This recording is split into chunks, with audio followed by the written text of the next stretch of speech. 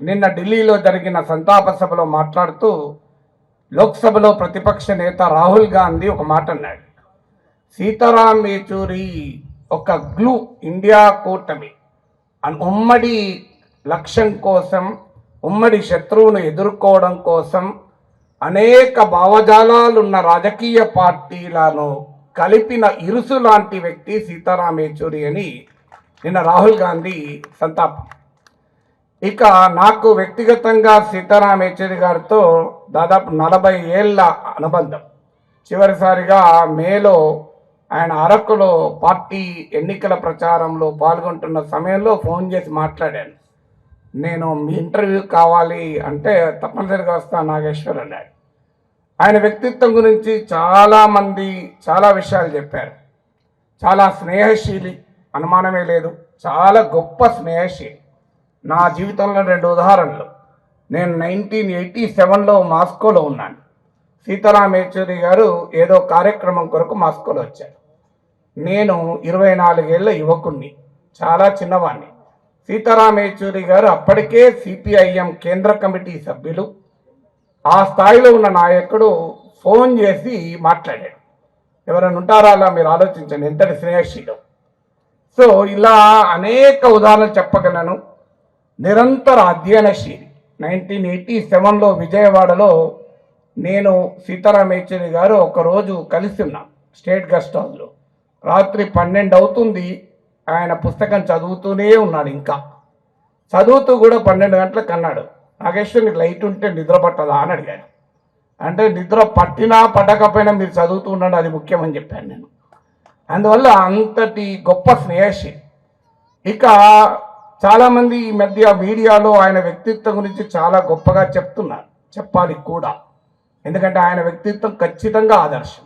కానీ లెనిన్ ఒక మాట అంటాడు, కమ్యూనిస్టు నాయకులు చనిపోయినప్పుడు వారి వ్యక్తిత్వం గురించి, వారి జీవిత విశేషాల గొప్పతనం గురించి బూర్జువా మీడియాలో పెద్ద ఎత్తున కథనాలు వస్తాయి, కానీ ఆయన నమ్మిన రాజకీయాల గురించి మాత్రం మాట్లాడరు అన్నాడు. ఇవాళ కూడా మీరు మీడియాలో చూడండి, సీతారాం యేచూరి వ్యక్తిత్వం గురించి చాలా గొప్పగా చెప్తున్నారు. చెప్పాలి కూడా, కానీ వ్యక్తిత్వాన్ని రాజకీయాన్ని విడదీసి చూడలేము. అందువల్ల ముందు వ్యక్తిత్వంతో మొదలై రాజకీయంతో ముగిస్తాను. ఇక మీరు ఎస్ఎఫ్ఐ పతాకం పైన ఇంతకుముందు పాడిన పాటలో కూడా చెప్పారు, అధ్యయనము పోరాటము, స్టడీ అండ్ స్ట్రగుల్ అని. స్టడీ అండ్ స్ట్రగుల్ అనేది నినాదం మాత్రమే కాదు, అదొక శాస్త్రీయ ఆలోచన విధానం.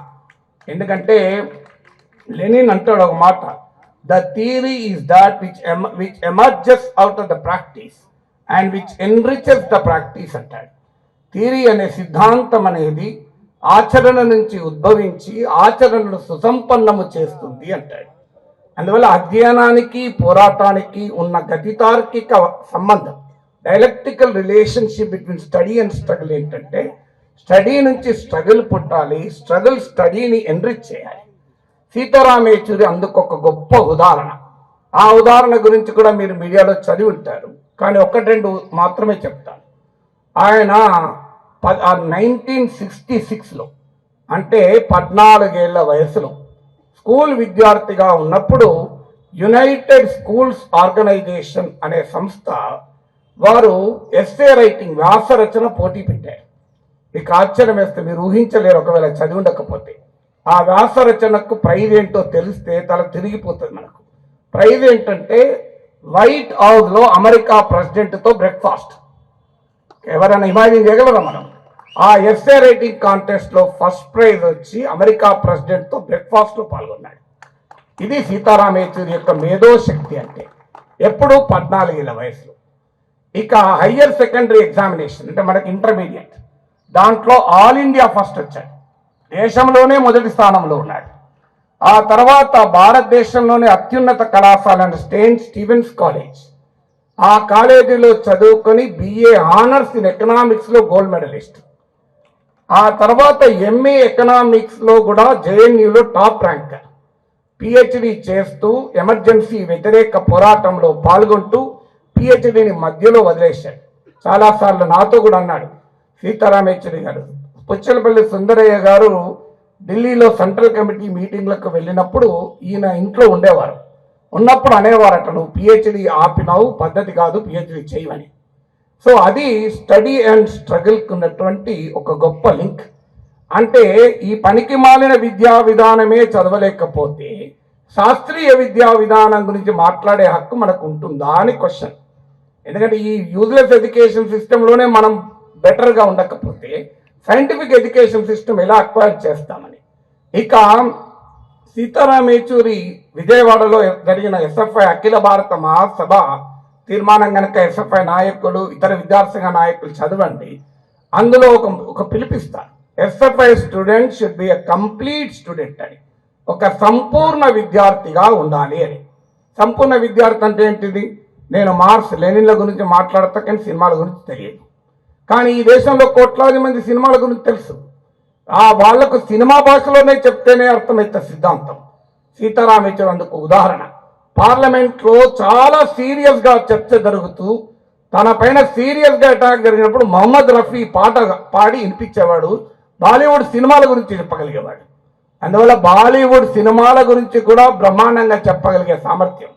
Jawaharlal Nehru university tennis champion, చాలా మంది తెలియదు స్పోర్ట్స్ లో కూడా. అంటే ఇంత విస్తృతమైన ఒక విశాలమైన అంశం ఇది. సీతారాం యేచూరికి ఉన్న ఇంకొక ఉదాహరణ చెప్తాను. యూనివర్సిటీలో మన దగ్గర ఇంకా గ్రేడింగ్ సిస్టమ్ ఉన్నదో లేదో గుర్తులేదు. A+, అని గ్రేడ్స్ ఉంటాయి. ఏ అంటేనే టాప్ ర్యాంక్, BCD కన్నా. అందులో ఇంకా బాగా రాస్తే A+, ఇంకా బాగా రాస్తే A++ కూడా ఇస్తారు. కానీ జేఎన్యూలో ఆయన యూనివర్సిటీ చదువుకుంటున్న రోజుల్లో, ఢిల్లీ యూనివర్సిటీలో, సెయింట్ స్టీవెన్స్ కాలేజ్లో చదువుకుంటున్న రోజుల్లో ఆయన ఒక అసైన్మెంట్ రాస్తే ప్రొఫెసర్కు ఎన్ని మార్కులు వేయాలో తెలియక ఆల్ఫా అని వేశాడట. సో ఏం అర్థం కాక ఇంత అద్భుతంగా రాస్తాడు ఏంటి అని. సో ఇది సీతారాం యేచూరికి ఉన్న అధ్యయనశీలత. సో అది ఇక ఆయన విద్యార్థి ఉద్యమాన్ని ఎలా నిర్వహించాడు అని అది కూడా మనకు అర్థం కావాలి. ఇక్కడ అనేక వామపక్ష విద్యార్థి సంఘాలు ఉన్నాయి. ఒక విద్యార్థి ఉద్యమం అంటే ఏమిటి, విద్యార్థి ఉద్యమం అంటే ఏమిటో సీతారాం యేచూరి, ఆయనకు సీనియర్గా ఉన్న ప్రకాష్ కరత్లు జేఎన్యూలో జవహర్లాల్ నెహ్రూ యూనివర్సిటీ విద్యార్థి సంఘాన్ని ఎలా నిర్మించారో చెప్తే అర్థమవుతుంది.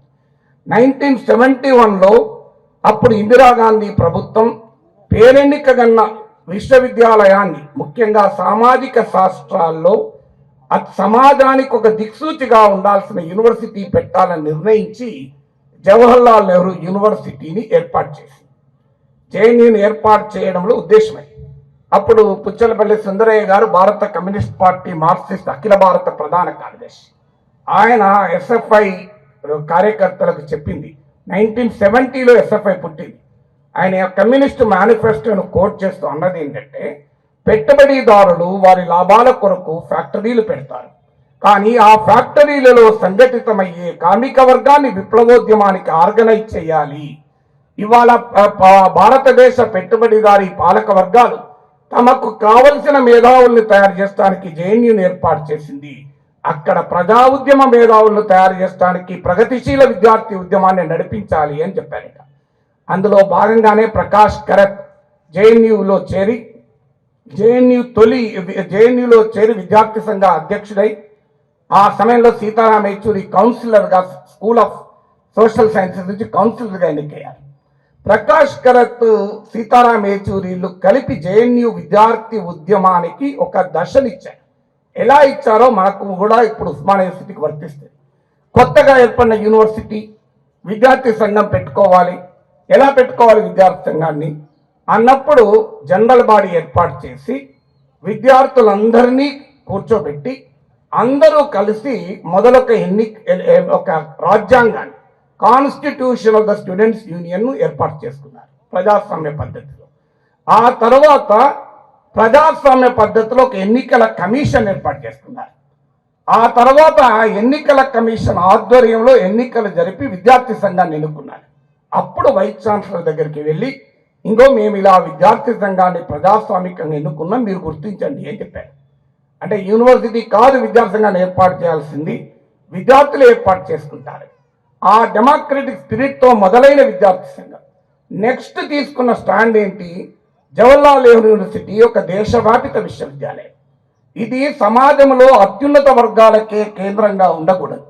ఈ దేశంలో ఉన్న అనేక అసమానతలతో కూడిన భారతదేశానికి చెందిన అణగారిన బిడ్డలకు, వెనుకబడిన బిడ్డలకు, అన్ని వర్గాల బిడ్డలకు ఇందులో అవకాశం ఉండాలి అని చాలా ప్రోగ్రెసివ్ అడ్మిషన్ పాలసీని రూపొందించారు. మీకు చాలా మందికి తెలుసుండొచ్చు. జేఎన్యూలో సీట్ రావాలంటే నువ్వు వెనుకబడిన వర్గం, అణగారిన వర్గాలకు ఎలాగో రాజ్యాంగం ఇచ్చిన హక్కులు ఉంటాయి. అదే కాదు, వెనుకబడిన ప్రాంతాల నుంచి వచ్చిన బిడ్డకు, గ్రామీణ ప్రాంతాల నుంచి వచ్చిన బిడ్డకు ప్రత్యేక వేటేజ్ ఇచ్చి సీట్లు ఇవ్వడం మొదలుపెట్టారు. అంటే ఢిల్లీలో చదువుకున్నవాడు ఎంట్రన్స్ రాస్తాడు, ఆదిలాబాద్లో చదువుకున్నవాడు ఎంట్రన్స్ రాస్తాడు. ఢిల్లీలో చదువుకున్న విద్యార్థి, ఆదిలాబాద్లో చదువుకున్న విద్యార్థికి తెలివితేటలు సమానంగా ఉన్నా పరీక్షలో ఉత్తీర్ణత సమానంగా ఉండదు. అది అసమానతల సమస్య. అందువల్ల వెనుకబడిన ప్రాంతాల నుంచి వచ్చిన వారికి, గ్రామీణ ప్రాంతాల నుంచి వచ్చిన వారికి వెయిటేజ్ మార్కులతో కూడిన ఒక ప్రోగ్రెసివ్ అడ్మిషన్ పాలసీని తీసుకొచ్చారు. అక్కడితో ఆగలే. అక్కడి నుంచి మొదలైనటువంటి విద్యార్థి ఉద్యమం ఎమర్జెన్సీ వ్యతిరేక పోరాటంలో కూడా భాగమైంది. అంటే డెమోక్రసీ కోసం క్లాస్ రూమ్ లో జరిగే ఫైట్ దేశంలో డెమోక్రసీ కొరకు జరిగే ఫైట్ గా రూపాంతరం చెందింది. అది ఉస్మానియా విశ్వవిద్యాలయానికి కూడా చరిత్ర ఉంది. ఇక్కడ ప్రగతిశీల విద్యార్థి ఉద్యమాల్లో పుట్టిన బిడ్డలు సమాజ మార్పు కొరకు త్యాగాలు చేసిన చరిత్ర ఈ గడ్డకు ఎందుకుంది అంటే అది నిజమైన విద్యార్థి ఉద్యమం అంటే. అందువల్ల అలా స్టార్ట్ అయినటువంటి ప్రక్రియ మీరు అందరూ చూస్తుంటారు పత్రికల్లో. ఇందిరాగాంధీ నిలబడి ఉండగా 25 సంవత్సరాల ఒక యువకుడు ఆమె పైన ఛార్జ్ షీట్ చదివినటువంటి ఫోటో, ఆ యువకుడే సీతారాం యేచూరి. మీరు మీడియాలో చాలా చోట్ల ఈ ఫోటో వచ్చి ఉంటుంది, గూగుల్లో కొట్టినా దొరుకుతుంది.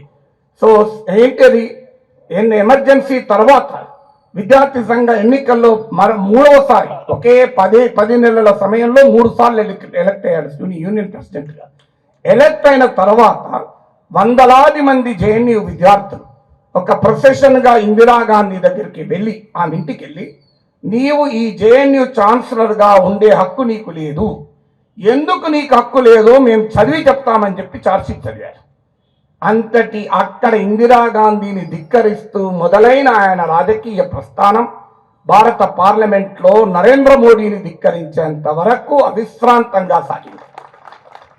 ఇది విద్యార్థి సంఘము ప్రజాస్వామిక విలువలు క్యాంపస్ లో మొదలుపెట్టి దేశంలో ప్రజాస్వామిక విలువలను ఎలా పెంపొందించాలి, how to integrate the student movement with the larger people's movement, అంటే ఒక విద్యార్థి ఉద్యమాన్ని సమాజంలో జరుగుతున్న ప్రజా ఉద్యమాలకు ఎలా మిళితం చేయాలో సీతారాం యేచూరి వారసత్వం మనకు చెప్తోంది.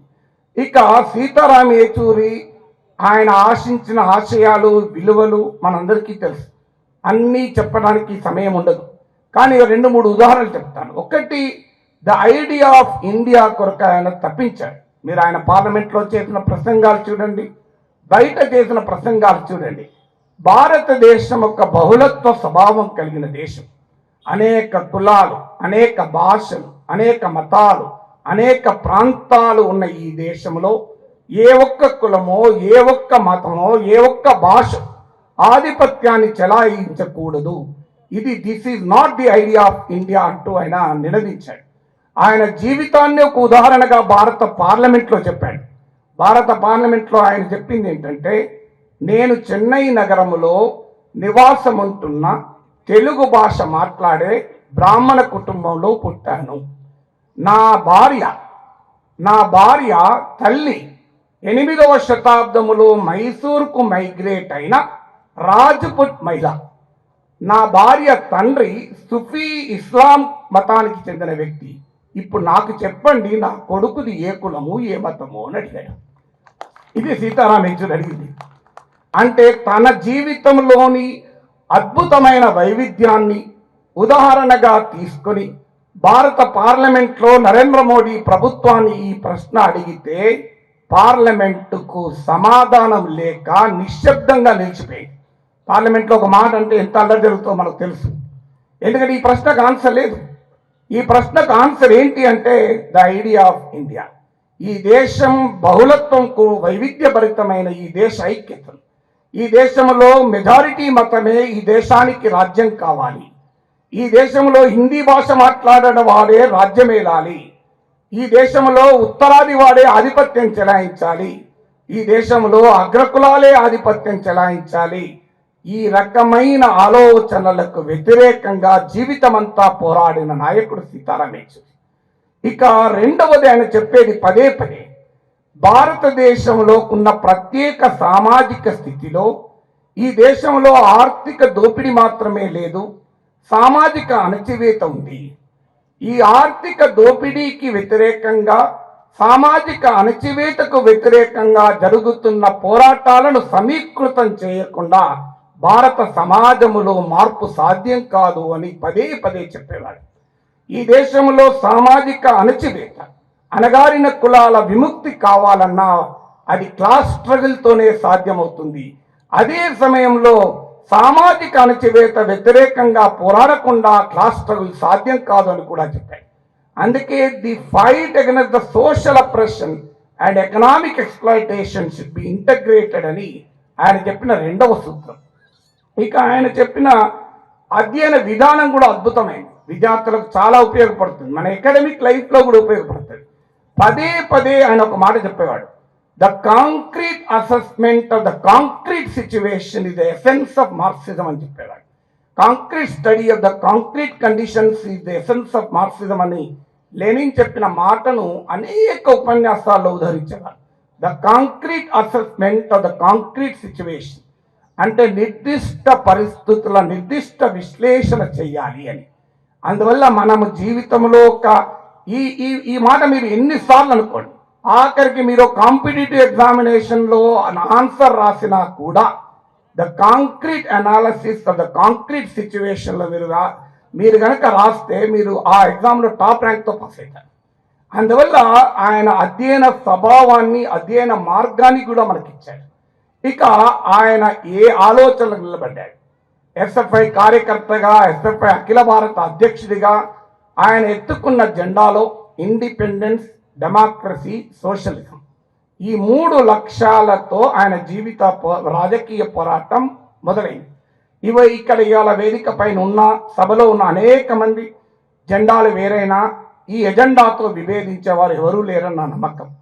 స్వాతంత్రం, ప్రజాస్వామ్యం, సామ్యవాదం అని ఈ 3 ఆలోచనలకు ఉస్మానియా విశ్వవిద్యాలయం పురిటిగడ్డ, అది వందే మాతర పోరాటం పుట్టిన గడ్డ. ఇది ఇలాంటి విలువలు ఇవాళ ఏంటి పరిస్థితి? ఇవాళ మీకు ఆశ్చర్యం వేస్తుంది, ఒక భిన్నాభిప్రాయం చెబితే చంపుతాము అనే దశలో భారతదేశ సమాజాన్ని తీసుకొస్తున్నాను. భిన్నమైన ఆహారం తింటే నిన్ను మూకదాడిలో చంపేస్తాం, నువ్వు ఏం తినాలో మేమే చెప్తాం, నువ్వు ఏ బట్టలు వేసుకోవాలో మేమే చెప్తాం, నువ్వు ఏ భాష మాట్లాడాలో మేమే చెప్తాం, నువ్వు ఎలా పండుగ జరుపుకోవాలో మేమే చెప్తాం అనే ఒక ఆలోచన ధార ఇవాళ సమాజాన్ని శాసిస్తున్న వేళ సీతారాం యేచూరి ఇచ్చిన స్ఫూర్తి ఏంటంటే భిన్నత్వంలో ఏకత్వాన్ని ఉండాలి. The right to we agree to disagree అని. అందుకే మీకు ఆశ్చర్యం వేస్తుంది, సీతారాం యేచూరి మరణిస్తే జేపీ నడ్డా, భారతీయ జనతా పార్టీ అఖిల భారత అధ్యక్షుడు, ఆయన ఇచ్చిన నివాళి చూడండి. సీతారాం యేచూరికి ఆ ఈశ్వరుని ప్రియ చరణాల ముందు శాశ్వత స్థానము లభిస్తుందని ఆశిస్తున్నాను అన్నాడు. ఈశ్వరునే నమ్మని కమ్యూనిస్టు నేతకు ఈశ్వరుని ప్రియ పాదాల ముందు స్థానం లభిస్తుంది అని భారతీయ జనతా పార్టీ అధ్యక్షుడు ఇచ్చిన నివాళి. దుర్మార్గం ఏంటంటే అలాంటి గొప్ప నివాళి బీజేపీ అధ్యక్షుడు ఇస్తే సీతారాం యేచూరి క్రైస్తవుడు, సీతారాం యేచూరి పాకిస్తాన్ జిందాబాద్ అన్నాడు. ఇలాంటి పనికి మాలినటువంటి ప్రచారాలు పెద్ద ఎత్తున సోషల్ మీడియాలో జరిగాయి. కానీ ఆయన ఆలోచన సరళి. మీకు పార్లమెంట్లో ఒక ఉదాహరణ చెప్తాను. ఎంత భయంకరమైన దాడి తనపైన జరిగినా చాలా హ్యూమరస్గా, అంతే ఘాటుగా సమాధానం చెప్పే ఆయన సామర్థ్యము ఆదర్శనీయం. జయరాం రమేష్ మీరందరికీ తెలుసు, కాంగ్రెస్ పార్టీ నాయకుడు. యునైటెడ్ ప్రోగ్రెసివ్ అలయన్స్ ప్రభుత్వానికి 2008లో అణు ఒప్పందం విషయంలో వామపక్షాల మద్దతు ఉపసంహరించుకున్నప్పుడు జయరాం రమేష్ ఏమన్నాడంటే జయరాబిచ్వరి అన్నాడు. జయరాబిచ్వరి అంటే సీతారాం యేచూరిలో రి అనేది తీసుకొని మీరు సీతారా ఆబిచ్వరి అన్నాడు. అంటే మీరు ఆబిచ్వరి రాస్తున్నారు ఈ ప్రభుత్వానికని సీతారాబిచ్వరి అని పదం వాడాడు. దానికి సీతారాం యేచూరి నవ్వి, మీరు ఈ దేశ స్వావలంబనను, ఈ దేశ ఆర్థిక స్వేచ్ఛను జయరాం ఆర్చరీలో పెడుతుంటే మేము ఏం చేయాలి అని అడిగాడు. అంటే జయరాం కనుక జయరాం మార్చరీ అంటే మీరు ఈ దేశ ఆర్థిక స్వేచ్ఛను మార్చరీలో పెడుతున్నాడు అన్నాడు.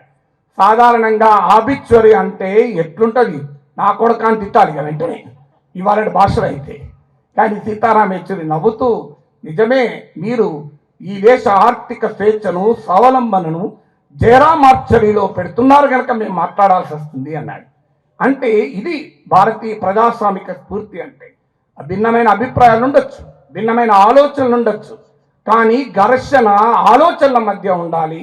కానీ ఆలోచనల ఘర్షణలో పోరాడ చేత కాని వాడే హింస వైపు, భౌతిక దాడి వైపు, అబద్ధాల వైపు వెళ్తాడు. అందువల్ల సీతారాం యేచూరి ఇస్తున్న గొప్ప సందేశం అంటే ఈ దేశంలో ఆలోచనల పోరాటం ఎలా నడపాలి. ఆశయాలు మాత్రమే ఉంటే సరిపోదు, ఆ ఆశయాలను పటిష్టం చేసుకునే అధ్యయనం ఉండాలి. ఆ అధ్యయనము నీ ఆలోచనలను పదునెక్కించాలి, ఆ ఆలోచనల్ని వ్యక్తీకరించగలిగే సామర్థ్యం ఉండాలి.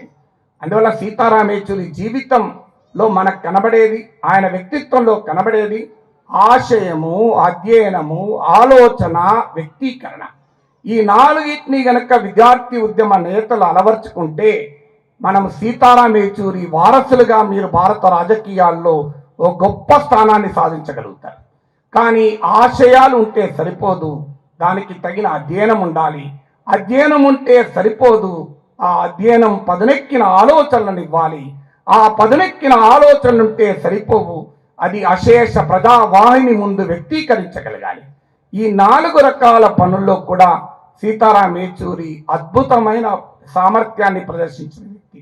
అందుకే ఈ రోజున్న రాజకీయ వాతావరణంలో ఈ దేశంలో భయంకరమైన ఆర్థిక అసమానతలు పెరుగుతున్న సమాజంలో, ఈ దేశంలో స్వాతంత్రము, భిన్నత్వముపై దాడి జరుగుతున్న సమయంలో, లౌకిక వాదం పైన దాడి జరుగుతున్న సమయంలో, సమాఖ్య స్ఫూర్తికి విఘాతాన్ని కలిగిస్తున్న సమయంలో, రాజ్యాంగ విలువలపైన అటాక్ జరుగుతున్న సమయంలో సీతారాం యేచూరికి ఇచ్చే నిజమైన నివాళి ఏంటంటే ఆయన చూపిన బాటలో ఆలోచనల పోరాటంతో పాటు ప్రజా ఉద్యమాల్ని బలోపేతం చేస్తూ, ఆ ప్రజా ఉద్యమాలకు మీ మేధోశక్తి, విశ్వవిద్యాలయ విద్యార్థులుగా, ఉస్మానియా విశ్వవిద్యాలయ బిడ్డలుగా ఆయన ఆశయాల స్ఫూర్తికి, ఆ ప్రజా ఉద్యమాలకు మన మేధోశక్తిని అందించడమే నిజంగా సీతారాం యేచూరికి ఇచ్చే నిజమైన నివాళి. నాకు ఈ అవకాశాన్ని ఇచ్చిన మీ అందరికీ ధన్యవాదాలు.